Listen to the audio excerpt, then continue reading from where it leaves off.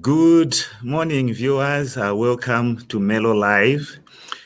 Today, we are privileged to have with us in the studio, we have David Wanza. David Wanza is a professional counselor with more than 1 year practice experience. Currently, he is working as a consultant psychotherapist at Thrive Wellness Hub.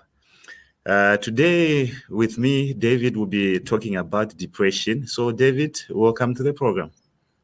Okay, thank you so much for having me. It's a privilege to be here. It's an honor to be here. Now, it's good to see you. I think some time back we had spoken over a topic. I think we were talking about should be suicide. I think, if I'm not mistaken, early this year. But it's always good to have you. So maybe we can go right straight into the program. David, what is mental health? Okay, thank you very much. So I'll try and simplify the term. Okay, so mental health basically is a state of mind. It's a state of awareness. Okay, so a state of well-being where we understand our limitations, we understand our strengths. And with knowing these strengths and weaknesses, we're able to go about our day-to-day responsibilities, our day-to-day functioning, and being able to meet our objectives, meet the demands that are expected of us on a daily basis. So in a nutshell, that's what mental health is. Thank you very much for that simple and straightforward kind of description towards mental health. Then, as we are going today, we are speaking about depression. Yes. Depression, I'm sure happens in all forms or different kinds of forms. So, could you just kindly just tell us again what is depression? Okay, so depression is a mental health problem, or we can say a psychological disorder, in which is mostly seen in signs of severe sadness. Okay, severe sadness that leads to maybe an increase or loss in appetite, increase or loss in sleep, and it's basically familiarized with problems around low energy, problems around feeling hopeless about life. Okay, problems around once enjoying certain activities, once enjoying to be around people, but all of a sudden you are socially withdrawn, you are isolated, and when you're invited to do these activities that you once enjoyed, you are not for the idea, you are against it, you don't really want to participate in it anymore. So that is what we can understand depression as being, the severe, intense sadness that comes over someone. Yeah, thank you very much, David. In case you've just joined us, today we have David with us, who is a psychotherapist and currently working as a consultant at Thrive Wellness Hub. And what we're talking about today, we're talking about depression. Well, if you want to be part and parcel of this program, we will be seeing much of David going forward. If you want to partner or be part of this program on how you can sponsor, advertise, and everything, there are numbers scrolling down the screen there. Get in touch with us, and definitely we will give you more information about that. Now, this is just the first of the series of the many programs we're going to be having, and today we're talking about depression. So, David, what are the root causes? What really causes depression? Okay, this is a big one. So a number of different things could possibly cause depression. Okay, we're looking at factors like daily stressors. Stressors are of which are incidents or events that occur during the day that may cause us some kind of fear, that cause us some kind of anxiety. Imagine you're late for an interview. Imagine you're late for a presentation at work. Imagine you're late for an exam, and or you are stuck in traffic and you really have to meet a business partner. These are some of the stresses that we go about on a daily basis. Maybe you gave someone money, you are there having Kongole, and it's month end and you have rentals to pay and the person has not yet come through. So basically these kinds of stressors, also relating to be it relationships, which is a common trend at the moment. Maybe a partner chooses to leave you, or the aspect of infidelity and cheating on you. So these are daily things that we go through, and these things may cause depression. Apart from that, there are also events that are more like life personal events that could be related to a traumatic experience. We have an individual that maybe was molested as a child, that was raped as a child, or maybe they witnessed someone get hurt, they witnessed someone die. And so sometimes these severe life events may also be root causes of depression, just to name a few. So it's very important to note that we all go through certain stressors, we all go through certain life events. And so it's not mainly the event or the stressor that is the root cause, but also we have to look at how we as individuals are thinking about that event, right? So it's important to know that sometimes the same event can happen to two different people, but they can have completely different reactions.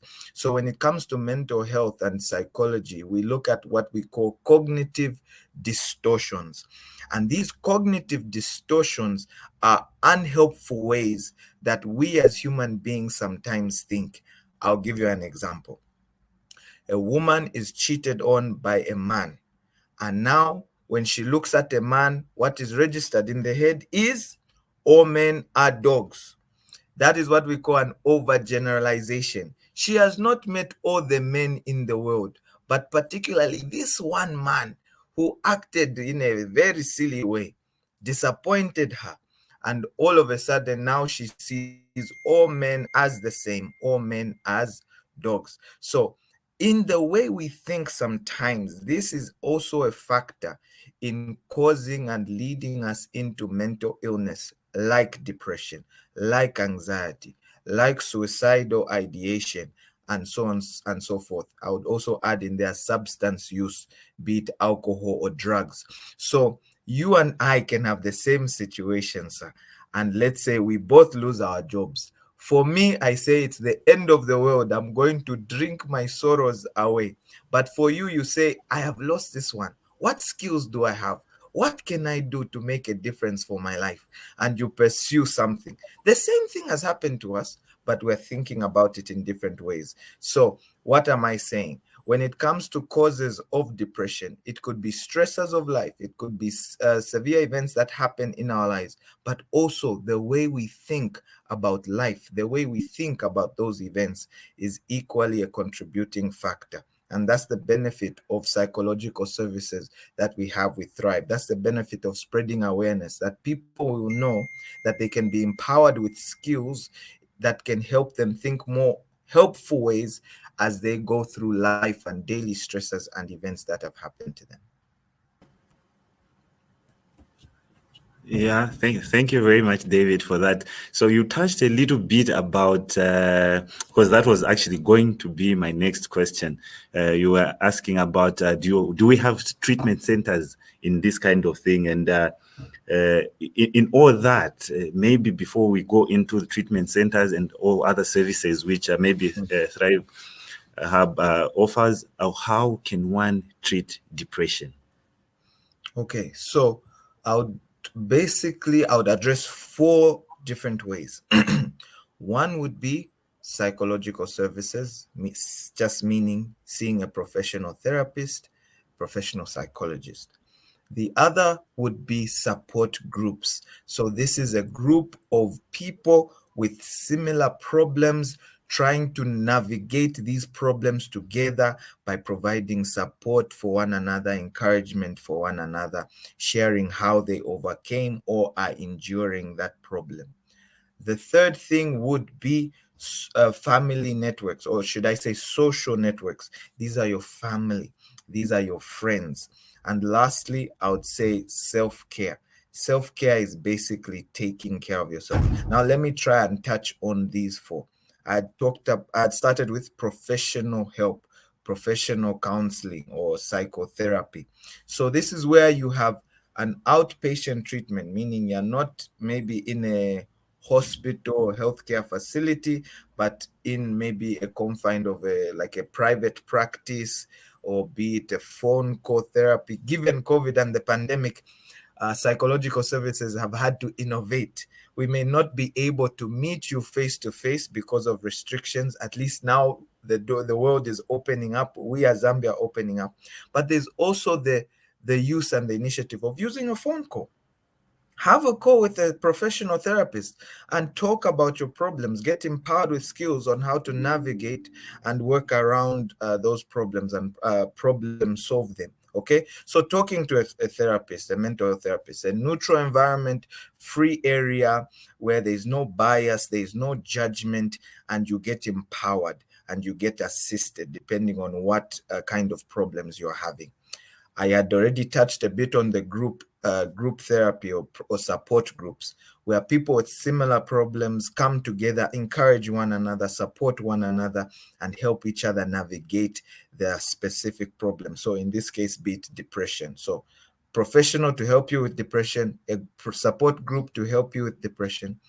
The other two would be social networks. You've got family, you've got friends. We as human beings are social beings. We need one another. We thrive on interactions. We thrive on sharing experiences, sharing moments together. That's what life's about. Look at Facebook. I mean, we are sharing, we are liking, we are laughing, we are commenting. Mwewantu is a page that I'm always looking at, and I laugh and I see some of the comments that are coming. Oh my goodness, Zambians are funny.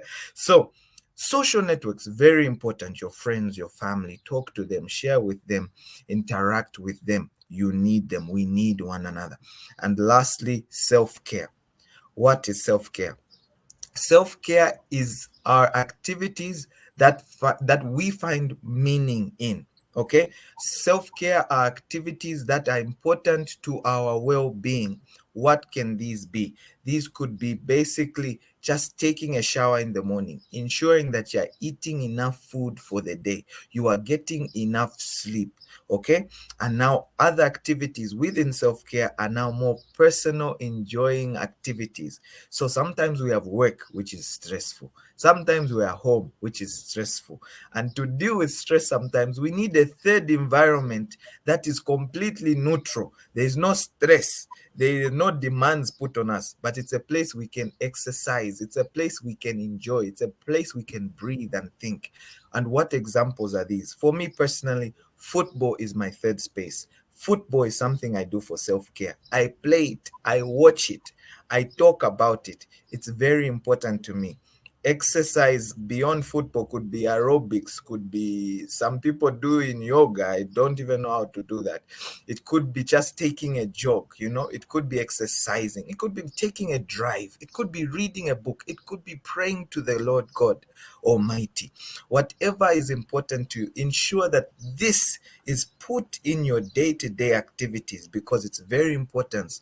It's very important for your mental health. It's very important for your well-being. So these are the four areas that I would say are very the treatment approaches: psychological services, professional help, support groups where people with similar problems come together to help each other, social networks, our families, our friends. That's why we're there. We are social beings. We need one another.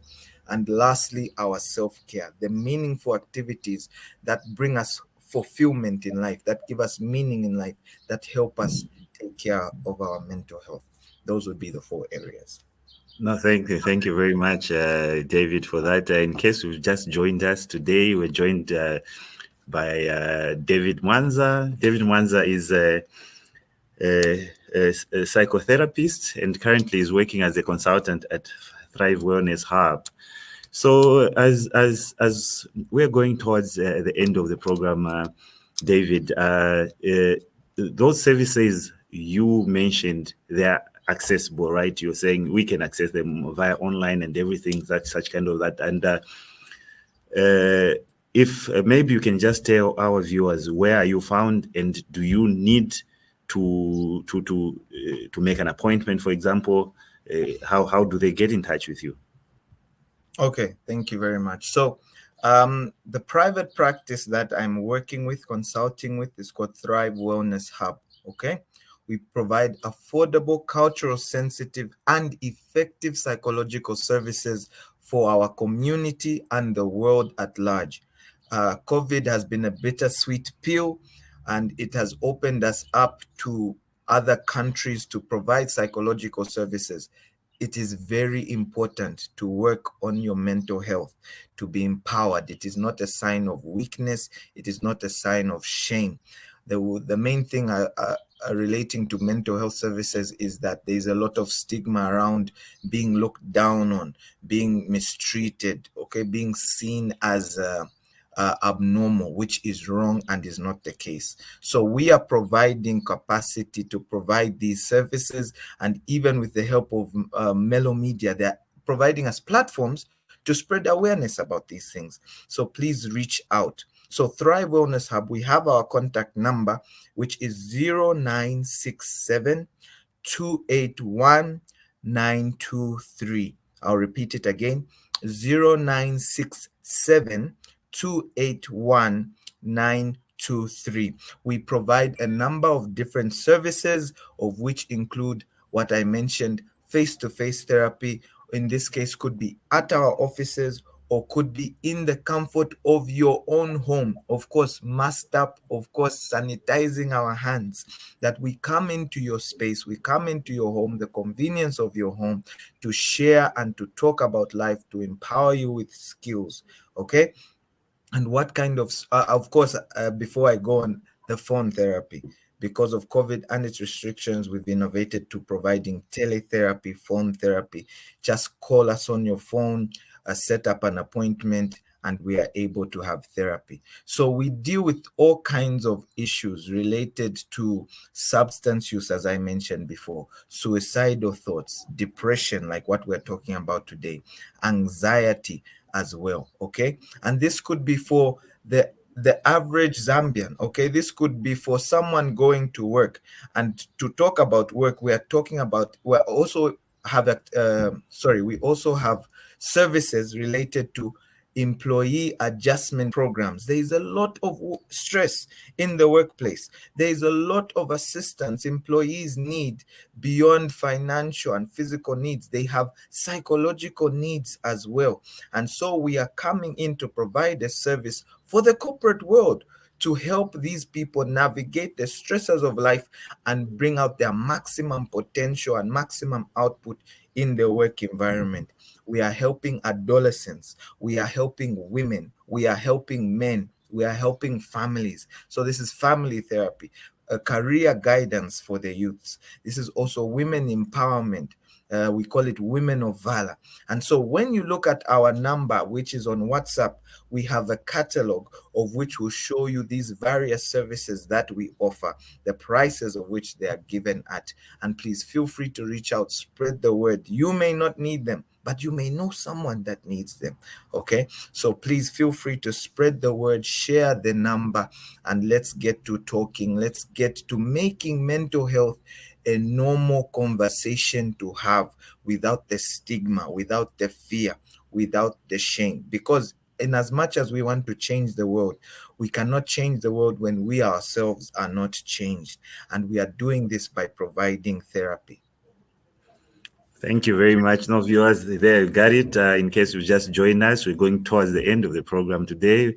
With us, we have David, and we're discussing depression. David, as we are closing up the program now, do you have any statistics, for example, maybe just in brief, starting from maybe worldwide, in Africa and in Zambia, in terms of the kind of depression, like the population, what kind of percentage is affected by that kind of problem? Okay, I'll just start by saying this. I'll start with the global statistics on youths itself, okay, even beyond just the entire population in the world. The youth population is about 1 billion plus, okay, 1 billion plus. And within this 1 billion plus, we have what we call vulnerable youths. Why am I talking about vulnerable youths? Vulnerable youths are actually at a higher risk of getting some kind of mental health disorder. Why do I say this? Vulnerable youths are categorized as youths that are unable to meet, let's say, 3 meals a day, unable to live above, let's say, is it $1 to $10 a day of their normal day-to-day living. Vulnerable youths are youth that are unable to access education. Vulnerable youths are people that are possibly grown up or have been brought up in an incomplete home where not the mother and the father are together. Maybe there's one parent, maybe there are no parents. Okay. So vulnerable youths are children or are youths that are within, unfortunately, the third world arena or third world countries, okay, of which Zambia is one of a third world country. Okay, so if 50% of the 1 billion youths globally are at risk of having challenges relating to mental health, within that vulnerable bracket, we have a very high percentage of that within the Zambian nation. So we're about 30, is it 13 million within Zambia, right? So you try and navigate that and bring it down to our 13 million and look at half of that population or majority of which we are youths. So let's say half of the 13 million, which is about what, 6 million, 7 million, 6.5 million, right, are at risk or at higher risk of mental health disorders or mental health problems. So, what am I saying? The margins are extremely high. So, risk doesn't necessarily mean you are in the situation, it just means the likelihood of it happening to you is higher than the next person. So, we can say every out of two people, every one in two youths is at risk of having mental health problems, is at risk of having mental health related disorders. So we have to be extremely diligent on providing services. We have to be extremely diligent in making these things accessible, in making people aware of the services that are there to help them, to assist them, to empower them, to help them navigate life. I don't know if my punching of numbers was good enough for our statisticians out there and mathematicians, but that's how best I could put it. And it just shows the real importance of mental health in our society, in our country, and in the world. Thank you very much. Of course, those statistics are very useful. I think this topic, you cannot exhaust it within just a short period of time. Like I had alluded to earlier on, we are going to have a series of such programs. In case you want to be part and parcel of those programs, please, there are numbers scrolling down the screen there. Melo Media would be happy to guide and give you more information on how we can partner together and tackle this global kind of a problem in terms of depression. So David, my director, is just reminding me that we are almost done with the program. So I think in conclusion, under 30 seconds, your concluding remarks.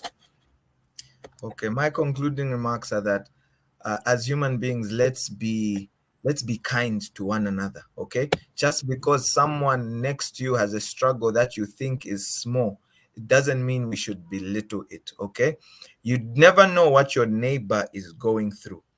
You never know what you may say to them, how it can affect them. So let's be kind to one another in this life. We are all weak, we are all in need, we all need one another. So as we are putting in effort to be kind to one another, let's also learn that we have services available. Let's normalize talking about mental health and let's encourage one another. And may the good Lord God Almighty, who advocates for the transforming of our mind, the renewing of our mind so that we may be transformed, run with us and help us to empower ourselves, to change our society, to change our community as we normalize the mental health conversation. That's what I would say.